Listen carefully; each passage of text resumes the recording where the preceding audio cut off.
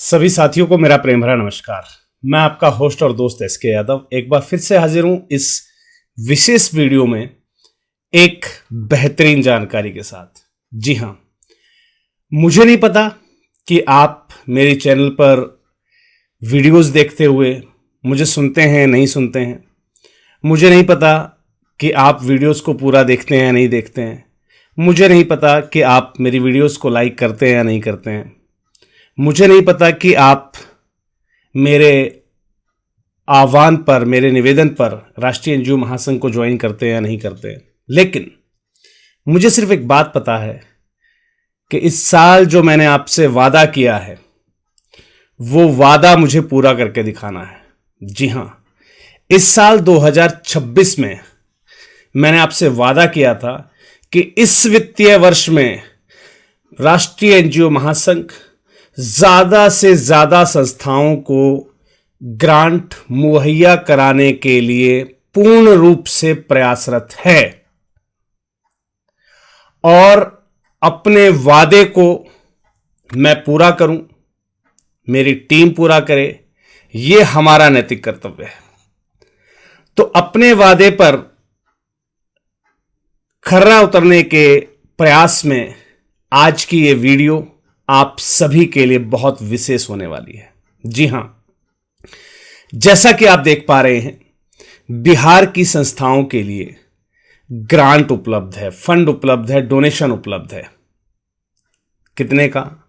Maximum up to 50 lakh, 50 lakh रुपए तक का डोनेशन कह लीजिए, इसको फंड कह लीजिए, इसको आप ग्रांट कह लीजिए, यह उपलब्ध है। इस ग्रांट की सबसे बड़ी और सबसे खास बात क्या है? यहां पर अगर यह ग्रांट आपको मिलती है तो आपको किसी को किसी भी प्रकार का कमीशन देने की आवश्यकता नहीं है। दूसरी खास बात, इस ग्रांट के लिए किसी को कोई चार्ज देने की आवश्यकता नहीं है। तीसरी विशेष बात इस ग्रांट की, इस फंड की, कि यह किसी भी प्रकार का कोई यूटर्न फंड नहीं है। यूटर्न समझते हैं आप? कि आपको हम इतना दे देंगे तो आपको इतना लौटाना है, उतना हम आपको छोड़ देंगे, इतना कंपनी को कैश में वापस दे देना। ऐसा कोई सिनेरियो यहां पर नहीं है। यहां पर किसी की हिस्सेदारी नहीं है कि इस ग्रांट को मैं आपको दिलवाऊंगा तो फलाने को हिस्सा देना है या ढिमके को या मीडिया को इतना परसेंटेज देना है, फंडिंग एजेंसी को इतना देना है या फिर किसी मीडिएटर को इतना हिस्सेदारी देनी है आपको। नथिंग। इस ग्रांट में किसी भी प्रकार की कोई धोखाधड़ी नहीं है, क्योंकि यहां पर इस ग्रांट आवेदन के लिए ना आपको किसी भी प्रकार के ओटीपी को देने की आवश्यकता है, ना आपको किसी भी मैसेज में आए हुए किसी कोड के देने की आवश्यकता है, ना इस ग्रांट के लिए आपसे किसी भी प्रकार का कोई शुल्क मांगा जाएगा, ना इस ग्रांट आवेदन के लिए कोई डॉक्यूमेंटेशन पूरे करने के नाम पर आपसे कोई पैसा लिया जा रहा है। यह कोई स्कैम नहीं है। यानी कि यह ग्रांट जरूर मिलेगी। किसको मिलेगी यह मुझे भी नहीं पता, आपके आवेदन और आपकी संस्था के प्रोफाइल पर डिपेंड करेगा। यह आवेदन, ये जो ग्रांट है, ये जो फंड है, ये किसी भी प्रकार का कोई ब्लैक मनी नहीं है। यानी कि अगर फंडिंग एजेंसी के द्वारा इसको आवेदन करते हुए आप ये सोचें कि कहीं ऐसा ना हो कि कहीं से हमें गलत पैसा, कोई किसी प्रकार का, किसी का लिक्विड मनी, किसी का गेम का पैसा, आजकल गेमिंग फंड्स वगैरह काफ़ी टाइप के, या किसी का एक्सटॉर्शन मनी तो नहीं आ रहा हमारे पास, किसी का कोई ब्लैक मनी तो नहीं है जिसको हम वाइट कर रहे हो। नहीं जी, जब आपकी संस्था इसके लिए अपनी अहर्ता सुनिश्चित करती है और फंडिंग एजेंसी को लगेगा कि आपकी संस्था इसके लिए एलिजिबल है, तो सबसे पहले ही केवाईसी का काम कंप्लीट किया जाएगा। इस ग्रांट को आवेदन करने के लिए आपको किसी भी व्यक्ति को कोई शुल्क देने की आवश्यकता नहीं है। तो चलिए मैं बात कर लेता हूं कि इस ग्रांट के लिए क्या क्या चीजें आपसे चाहिए होंगी, यानी कि आपके पास क्या होना चाहिए। सबसे बड़ी बात, सबसे बड़ा सवाल, राइट? तो बात कर लेते हैं। सबसे पहली चीज कि संस्था बिहार में रजिस्टर्ड होनी चाहिए। फिलहाल ये जो अपॉर्चुनिटी है बिहार की संस्थाओं के लिए।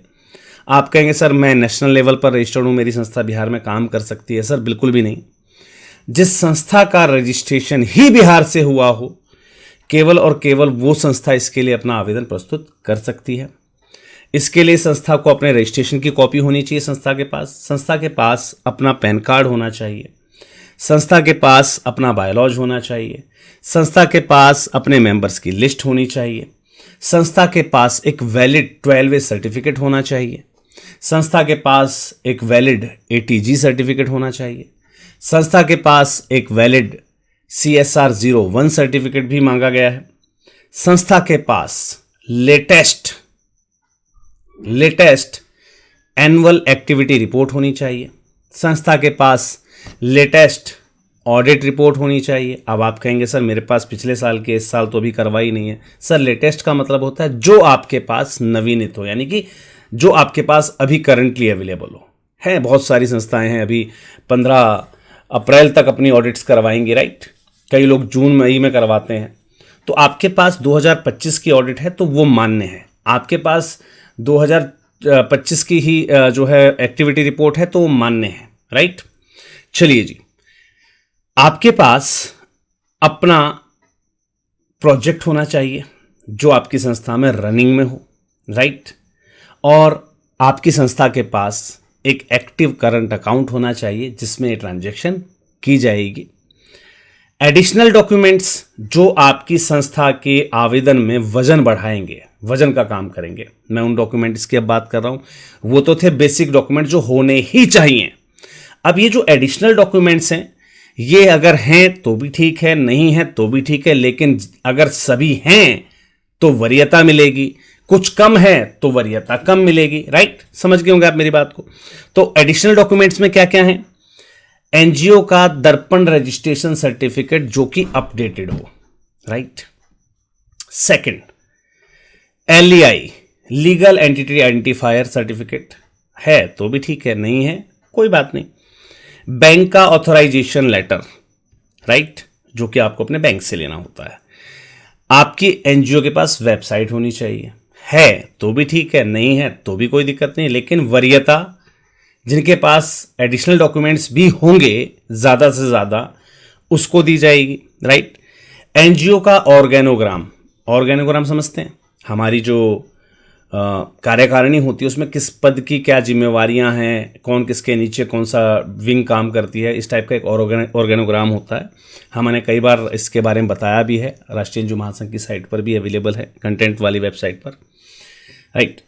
और पिछले अगर आपको कोई ग्रांट फंड या कोई डोनेशन या कोई ग्रांट फंड या प्रोजेक्ट मिला हो तो उससे संबंधित अगर आपके पास सेंशन लेटर है, यानी कि अनुभव अगर आपके पास है, तो आपको वरीयता मिलेगी। तो तैयार हो जाइए। अगर आपके पास ये सभी डॉक्यूमेंटेशन हैं तो तत्काल आप मुझे 9991997003 पर कांटेक्ट कर सकते हैं। ध्यान रखिएगा, ये जो अभिरुचि है, एक्सप्रेस ऑफ इंटरेस्ट है, इसकी लास्ट डेट ही 10 अप्रैल है, यानी कि आप कोशिश करें कि 10 अप्रैल को ऑफिस आवर्स खत्म होने से पहले ही इसके लिए आप हमसे संपर्क कर लें। एक एडिशनल चीज मैं जरूर कहना चाहूंगा यहां पर, वो फंडिंग एजेंसी की तरफ से लागू नहीं है, लेकिन जाहिर सी बात है जिस प्लेटफॉर्म के माध्यम से आपको अपॉर्चुनिटी मिली है उस प्लेटफॉर्म के प्रति भी मेरी कुछ जिम्मेवारियां हो जाती हैं। तो राष्ट्रीय एनजीओ महासंघ की अगर आपके पास सदस्यता है तो और भी अच्छी बात है।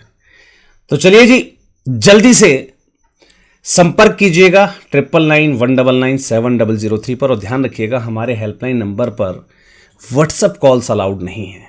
कॉल करना है डायरेक्ट कीजिए, कोई डॉक्यूमेंटेशन भेजना है या वैसे नॉर्मली चैट करनी है तो आप व्हाट्सएप कर सकते हैं, लेकिन व्हाट्सएप कॉल का इस्तेमाल मत कीजिएगा। कॉल जब भी करने की ज़रूरत पड़े डायरेक्ट कॉल कीजिएगा। तो अपॉर्चुनिटी का ध्यान रखिएगा, केवल और केवल 10 अप्रैल तक है। जल्दी से जल्दी संपर्क कीजिएगा। किस संस्था का भाग्य चेतेगा इस ग्रांट के लिए ध्यान रखिएगा। इस ग्रांट का डिस्पर्समेंट टाइम जो है वो भी 25 अप्रैल तक है, यानी कि 25 अप्रैल तक ये ग्रांट संबंधित संस्था को डिस्पर्स की जानी है। तो जल्दी से आपके डॉक्यूमेंटेशन के साथ संपर्क कीजिए राष्ट्रीय एनजीओ महासंघ की हेल्पलाइन नंबर 9991997003 पर। चलिए मिलते हैं अगले किसी और वीडियो में किसी अन्य स्टेट की ग्रांट अपॉर्चुनिटी के साथ। मैं थोड़ा सा आपको इशारों में बता देना चाहूँगा कि आने वाले चरण में उत्तर प्रदेश और मध्य प्रदेश की संस्थाएं तैयार रहें। जय हिंद, जय भारत, धन्यवाद।